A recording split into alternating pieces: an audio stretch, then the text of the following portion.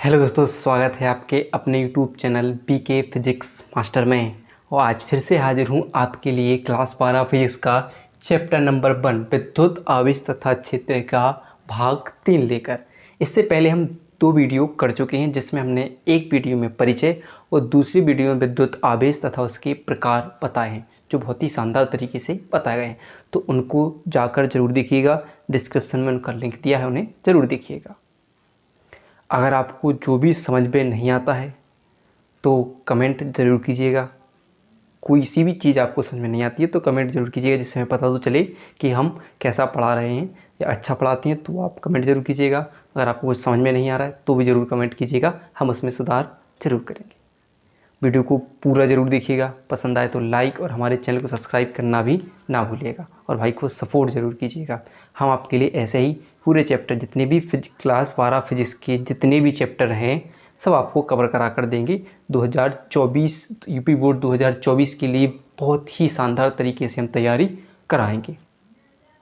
तो चलिए आज की वीडियो स्टार्ट करते हैं। और आज हमें पढ़ना है विद्युत आवेश के गुण। हम पढ़ चुके थे विद्युत आवेश क्या है, विद्युत आवेश के प्रकार क्या होते हैं, और आज हम जानेंगे जो विद्युत आवेश के गुण जानेंगे। चलिए स्टार्ट करते हैं और आप भी नोट करते जाइएगा। चलिए देखिए, पहले गुण की बात करी जाती है तो इनमें आकर्षण तथा प्रतिकर्षण का गुण पाया जाता है। पहला गुण, ठीक है, आकर्षण और प्रतिकर्षण। पहला गुण कौन सा होता है? इसमें आकर्षण या प्रतिकर्षण का गुण पाया जाता है। जैसे अब आपको समझाते हैं कैसे आकर्षण और प्रतिकर्षण के गुण के बारे में हम इसमें समझाते हैं। देखिए, मान लीजिए हमने एक कांच की छड़ ली, ठीक है। इससे एक उदाहरण हम पहले भी कर चुके हैं कांच की छड़ वाला। और हमने एक लिया रेशम, ठीक है, कांच की छड़ और एक लिया रेशम, इसको बोला हमने रेशम, और ये होगी कांच की छड़, ठीक है। अब हमने क्या, कांच की छड़ को इससे रगड़ा। क्या करा हमने? रगड़ा। कांच की छड़ को किससे रगड़ा? रेशम से रगड़ा। फिर हमने क्या किया, इसके लिए एक रस्सी से कांच की छड़ को हमने बांध दिया। कांच की छड़ से मतलब रेशम से रगड़ कर, और हमने क्या किया, कांच की छड़ को हमने बांध दिया। तो रेशम से कांच की छड़ को रगड़ने, मतलब रेशम से कांच की छड़ को रगड़ने पर हम पहले बता चुके कि जब हम किसी वस्तु से कांच की छड़ को रगड़ते हैं तो इससे एक वस्तु से इलेक्ट्रॉन निकलकर दूसरी वस्तु पर चले जाते हैं, और जिससे निकलकर इलेक्ट्रॉन दूसरी वस्तु पर जाते हैं, यानी जिससे निकलते हैं उसमें क्या होती है, इलेक्ट्रॉन की कमी होती है, और दूसरी पर जाकर इलेक्ट्रॉन की अधिकता हो जाती है। जिस पर इलेक्ट्रॉन की कमी होती है उस पर कौन सा आवेश होता है? धन आवेश होता है। तो कांच की छड़ भी कैसी है? धन आवेश है, जिस पर इलेक्ट्रॉन की कमी, यानी इससे इलेक्ट्रॉन निकलकर किससे गए? रेशम के पास चले गए। तो इसमें कांच की छड़ पर इलेक्ट्रॉन की कमी हो गई और इस पर क्या हो गई? इलेक्ट्रॉन की अधिकता हो गई।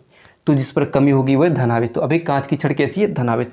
इसी प्रकार हमने क्या किया, हम ऐसी एक और कांच की छड़ को रेशम से रगड़कर एक और दूसरी कांच हमने छड़ ली, और उसे भी क्या किया, हमने ऊन से रगड़कर हमने ऐसे ही लटका दिया, एक रस्सी से लटका दिया, उसी के पास लटके। हमने क्या किया, जब दोनों छड़ों को पास लाए लटका कर, तो ये क्या कर रही थी, एक दूसरे से दूर भाग रही थी। क्या कर रही थी? दूर भाग रही थी, क्योंकि इस पर भी प्लस आवेश था और इस पर भी प्लस आवेश था। हमने अपने एक प्रैक्टिकल और भी क्या होगा, आपने चुम्बक देखी होगी। अगर आप चुम्बक को बीच से तोड़कर देखिए कि उसका चुम्बक का ऐसे वाला, यानी सेम सिरा पास में लाइए तो बहुत ताकत लगती है, एक दूसरे से भी हटती हैं, यानी एक दूसरे को दूर भगाती हैं, प्रतिकर्षित करती है, इसको बोलते हैं प्रतिकर्षित। इसी प्रकार सेम यह आवेश में भी यह गुण होता है कि वह समान आवेश, देख सकते हैं इस पर भी धन आवेश है, इस पर भी धन आवेश है, समान आवेश एक दूसरे को क्या करते हैं? प्रतिकर्षित करते हैं। क्या करते हैं? प्रतिकर्षित करते हैं। और आप देखते हैं, और अगर अब ऐसे हम देखें, अब हम क्या करें, एक बात और करते हैं। ऐसी अगर एक और एबोनाइट की छड़, हमने क्या ली, एक एबोनाइट की छड़ ली, एबोनाइट की छड़ मान लीजिए एक एबोनाइट की छड़ है। इसे भी क्या किया हमने, किससे रगड़ा? फर क्या होती है जानते हैं? फर क्या होती है? बिल्ली की खाल है, बिल्ली की खाल से हमने इसको रगड़ दिया। तो क्या होता है, जब फर को, यानी जो एबोनाइट की छड़ को फर से रगड़ने पर क्या होता है कि फर जो एवोनाइट की छड़ फर से क्या होता है, एवोनाइट की छड़ पर इलेक्ट्रॉन निकल कर जानती है। इस पर उल्टा होता है, क्या हो, फर खाल कैसी हो जाती है, धनावेशित हो जाती है, और जो निकल कर एवोनाइट की छड़ पर क्या होती है, इलेक्ट्रॉन चले जाते हैं। यानी फर जो एवोनाइट की छड़ कैसी हो गई, ऋण आवेशित होती है। कैसी होती है, ऋण आवेशित हो जाती है। और जो खाल होती है वो कैसी हो जाती है, धनावेशित। तो इसी प्रकार हमने सेम एक और छड़ के लिए हमने ऋण आवेशित छड़ के लिए रगड़ा। अब इन दोनों को पास मिलाए तो ये भी कैसे हैं, सेम आवेश हैं। तो ये भी क्या करेंगे, एक दूसरे को प्रतिकर्षित करेंगे। क्या करेंगे, प्रतिकर्षित करेंगे कि नहीं। लेकिन अब हम क्या करें, मान लो अब हमने क्या किया, एक तो ली कौन सी, कांच की छड़ जिस पर क्या था, धनावेश, और एक और ले ली हमने कौन सी, एवोनाइट की छड़ जिस पर क्या है, ऋणावेश। एक हो गई कांच की छड़, एक कांच, और ये हो गई एवोनाइट की छड़ हो गई। अब इन दोनों को पास मिलाए। अब आपने ऐसे चुंबक में देखा होगा कि अगर ऐसा वाला सिरा और एक और जो कटा हुआ जो ऐसे अंदर वाला सिरा, इन दोनों के पास आते एक दूसरे से चिपक जाती हैं। तो इसमें भी वही होगा कि कांच की छड़ और एवोनाइट एक दूसरे के पास क्या हो जाएंगी, पास में क्या होंगी, आकर्षित होंगी, जुड़ेंगी। यानी विपरीत सिरा क्या करता है, एक दूसरे को आकर्षित करता है। क्या करता है, विपरीत सिरा एक दूसरे को आकर्षित करता है। तो यहाँ पर भी यह चीज़ हो जाएगी। यानी अब बात करते हैं हमारे गुण की, तो साफ करेंगे इसके लिए।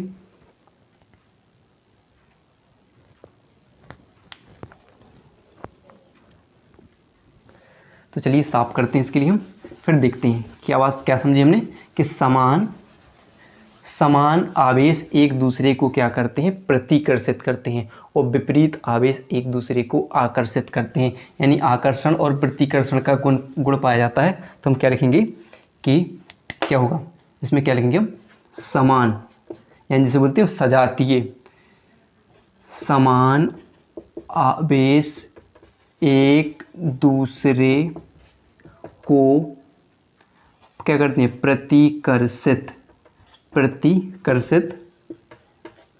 हैं, तथा विपरीत आवेश एक दूसरे को क्या करते हैं, आकर्षित करते हैं। क्या करते हैं, आकर्षित करते हैं। ये हो गया आवेशों की आकर्षण और प्रतिकर्षण का गुण हो गया। तो हमने पढ़ लिया कैसे एक दूसरे को आकर्षित या प्रतिकर्षित करते हैं। अब मेन क्वेश्चन, अगला पॉइंट जो यूपी बोर्ड में भी पूछा जा सकता है, जैसे देखेंगे क्वेश्चन में भी पूछा जा सकता है कि आवेशों के संरक्षण का नियम क्या है। आवेश के संरक्षण का नियम क्या होता है, तो आवेश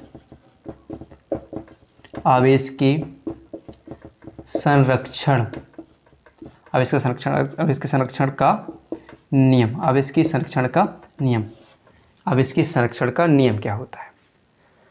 तो एक बात और ध्यान रखिए, देखिए चलिए पहले कुछ हम समझते हैं एक बात के लिए, आवेश का संरक्षण नियम कैसे कह सकते हैं। अब मान लीजिए हमने क्या किया, भाई सेम वही काम करते हैं कि दो वस्तुओं को आपस में रगड़ते हैं। भाई हमने क्या किया, ऐसे एक वही सेम उदाहरण लेते हैं, कांच की छड़ प्लस आवेश होगी, और हमने ऐसे क्या, एक रेशम से उसे हमने रगड़ा, वही सेम काम, कांच की छड़ को रेशम से हमने रगड़ा। और रगड़ने पर क्या किया, हमने बताया था सब इलेक्ट्रॉन का खेल होता है कि मान लीजिए कांच की छड़ पर दो इलेक्ट्रॉन हैं।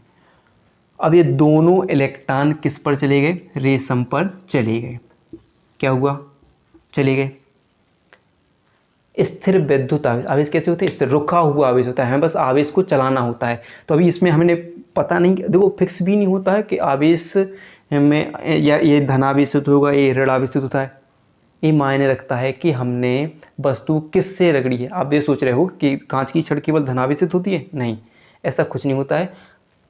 मकसद मतलब ये होता है कि अगर उसका मतलब क्या होता है, अगर हम किस वस्तु से उसे हम रगड़ रहे हैं, अगर हम रेशम से रगड़ रहे हैं तो वस्तु धनावेशित हो जा रही है। और ऐसे होता है फलानैन, एक फलानैन का टुकड़ा, यानी कपड़े में आता है, मुलायम कपड़ा होता है, फलानैन से अगर रगड़ते हैं तो फिर उल्टा हो जाता है, कांच की छड़ पर ऋणावेश और इस पर धनावेश रहता है, इलेक्ट्रॉन उल्टे जाते हैं। तो यहाँ पर भी बात कर रहे हैं हम कि आवेश संरक्षण के नियम की।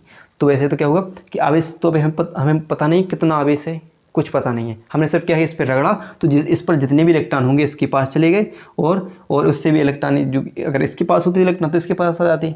यानी आवेश निश्चित नहीं था, आवेश क्या है, एक नियत है, फिक्स है, ना तो हम आवेश को उत्पन्न कर सकते हैं और ना नष्ट कर सकते हैं। हमने क्या किया, सिर्फ कैसे क्या किया, पढ़ा, बस एक से दूसरे रूप में परिवर्तित किया, धनावेश से ऋणावेश, ऋणावेश से धनावेश। तो क्या ऐसा ही आवेश संरक्षण का नियम भी क्या होता है कि आवेशों का मान या किसी भी निकाय या किसी पदार्थ में आवेश का मान निश्चित होता है, नियत होता है। ना तो हम आवेश को उत्पन्न कर सकते हैं और ना ही नष्ट कर सकते हैं। तो क्या होता है, अब ऐसे वैसे हमने क्या किया कि अभी इन दोनों को रगड़ा तो इस पर जितने इलेक्ट्रॉन गए और इससे इतने इलेक्ट्रॉन, यहाँ पर 2 इलेक्ट्रॉन निकले तो इस पर 2 इलेक्ट्रॉन की क्या हो गई, अधिकता हो गई, और इस पर 2 इलेक्ट्रॉन की क्या हो गई, कमी हो गई। बस इतना होगा, बस आवेश हुए, इस पर धनावेश हो जाएगा, कमी होगी तो इस पर ऋणावेश। हमने बस क्या उत्पन्न किए। हमने कैसे किया, ना तो हमने आवेश को, ना तो हम नष्ट, अब हम नष्ट भी नहीं कर सकते, फिर अगर किसी चीज़ से और रगड़ेंगे तो अलग आवेश हो जाएगा। तो बात क्या होती है, आवेश संरक्षण का नियम क्या होता है कि किसी भी निकाय या पदार्थ में आवेश का मान नियत होता है। ना तो हम आवेश को उत्पन्न कर सकते हैं और ना ही नष्ट कर सकते, केवल एक रूप से दूसरे रूप में परिवर्तित कर सकते हैं। अगर आप चाहो तो परिभाषा लिख सकते हो, इसको हम करते हैं साफ।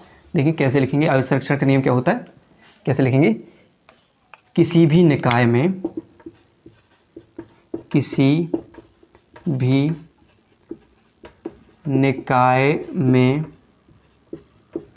आवेशों का मान नियत होता है, यानी क्या होता है, नियत होता है, निश्चित होता है, निश्चित नियत होता है। ना तो हम आवेश को उत्पन्न कर सकते हैं और ना ही नष्ट कर सकते हैं। ना तो हम आवेश को उत्पन्न कर सकते हैं और ना ही नष्ट कर सकते हैं, नष्ट कर सकते हैं। केवल एक रूप से दूसरे रूप में परिवर्तित कर सकते हैं।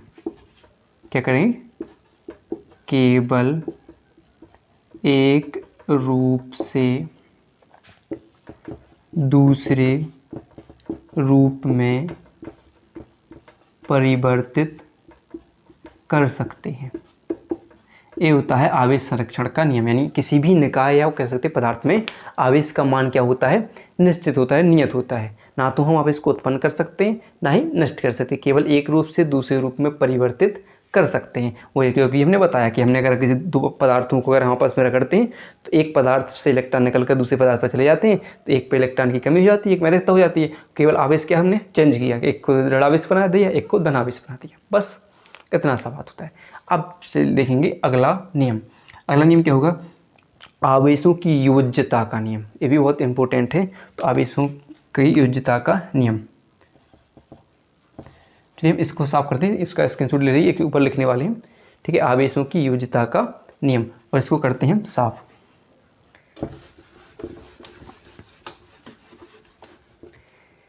चलिए तो देख लेते हैं हम आवेशों की योज्यता का नियम, ठीक है। कौन सा, गुण नंबर 3, आवेश की योज्यता का नियम, 3रा नियम। देखिए बहुत ही सिंपल नियम है, बस एक ही बार में आपको समझ में आने वाला है। देखिए मान लीजिए कोई निकाय या पदार्थ में, चलिए देखिए एक निकाय, मान लीजिए एक निकाय है या पदार्थ है, कोई भी एक पदार्थ है या निकाय है, इसमें आप कुल आवेश कितना है, Q, कुल आवेश कितना है, Q। आवेश को हम किससे प्रदर्शित करते हैं, Q से। कुल आवेश कितना है, Q है। इसके विभिन्न खंडों में जिसके अवयव इसके, इसमें मान लीजिए इसमें और भी आवेश हैं, एक मान लीजिए इसमें +Q1, मान लीजिए ऐसे +Q2, ऐसे +Q3, ऐसे माइनस की Q4, Q5, माइनस में चल लीजिए, माइनस में कह सकते हैं, माइनस की Q6 है, Q6 और Q मान लीजिए जैसे n हो गए, Q माइनस Qn हो गए। विभिन्न किसी भी निकाय का कुल आवेश क्या है, Q है, और उसके विभिन्न खंडों में वितरित भिन्न भिन्न आवेश कौन कौन से हैं, एक +Q है और भी -Q दिख रहे हैं, +Q1, +Q2, +Q3, -Q1, अलग अलग प्रकार के हैं, एक +K है, -K भी हैं। तो कुल आवेश क्या होता है, जो इनके विभिन्न खंडों में भिन्न भिन्न प्रकार के आवेश हैं उनकी कुल योग के बराबर, कुल योग की बीजगणितीय योग के बराबर होता है। इन सब के योग के बराबर होता है। यानी क्या लिखेंगे कि किसी भी निकाय का कुल आवेश उसके अवयवी कणों के विभिन्न खंडों में विभक्त भिन्न भिन्न प्रकार के आवेशों का बीजगणितीय योग होता है। क्या बोलते हैं? किसी भी, अगर लिखना चाहो तो कहीं किसी निकाय, निकाय पदार्थ कह सकते हैं, किसी निकाय में उपस्थित कुल आवेश, क्या होता है? कोई भी निकाय है उसमें उपस्थित कुल आवेश उसके विभिन्न अवयवी कणों पर उपस्थित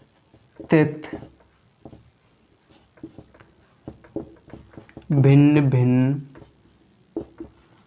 आवेशों के बीजगणितीय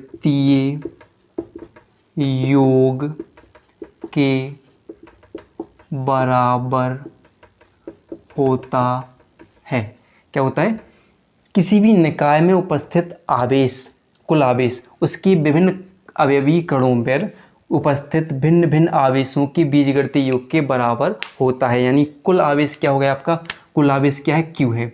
उसके विभिन्न खंडों में मान लीजिए क्या बनाते हैं? एक प्लस Q1, एक प्लस Q2, एक प्लस Q3 है, माइनस क्या हो जाए? माइनस के Q4, माइनस के Q5 और माइनस के ऐसे करते हैं कि माइनस के Q6, ऐसे ही प्लस कर सकते हैं, प्लस के मान लीजिए Qn, ऐसे विभिन्न खंडों में कुल योग के बराबर होता है। यानी जो कुल आवेश होता है उसके जितने भी खंड में वितरित जितने भी आवेश हैं, भिन्न भिन्न प्रकार के जितने भी आवेश हैं, प्लस आवेश माइनस आवेश जो भी हैं, उन सब के योग के क्या होता है? बराबर होता है। और इसे ही क्या कहा जाता है? आवेशों की योज्यता का नियम कहा जाता है।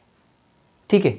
अब नंबर 4, गुण नंबर 4, जो कि आवेशों का क्वांटीकरण, बहुत पूछा जाता है, पूछ लिया जाएगा कि आवेशों के क्वांटीकरण का नियम क्या है। तो अब हम जानने वाले हैं आवेशों के क्वांटीकरण का सिद्धांत और नियम, और इसे हम करने वाले हैं साफ, और इसे आप नोट कर लीजिए। ठीक है, चलिए साफ करते हैं इसे हम। चलिए तो अब देखते हैं पॉइंट नंबर 4 यानी गुण नंबर 4। कौन सा? आवेशों का क्वांटीकरण। आवेशों का क्वांटीकरण होता है, आवेशों का क्वांटीकरण। अब नियम की बात किया है तो आवेशों का क्वांटीकरण का नियम क्या होता है? तो सिंपल सी एक परिभाषा जानते हैं, पहले लिखते हैं। तो देखिए, प्रकृति में जो भी आवेश उत्पन्न होगा, प्रकृति में जो भी आवेश उत्पन्न होगा उसका मान एक निश्चित व न्यूनतम मान के पूर्ण गुणज के रूप में होगा। आवेश जो भी उत्पन्न हो रहा है, प्रकृति में जो भी आवेश उत्पन्न हो रहा है उसका मान एक निश्चित व न्यूनतम मान के पूर्ण गुणज के रूप में होता है। अब मान लीजिए कैसे? एक सूत्र पढ़ा होगा आपने, सबसे पहले स्टार्ट में मैंने बताया था Q बराबर Na। इसमें उत्पन्न आवेश धनात्मक भी हो सकता है और ऋणात्मक भी हो सकता है।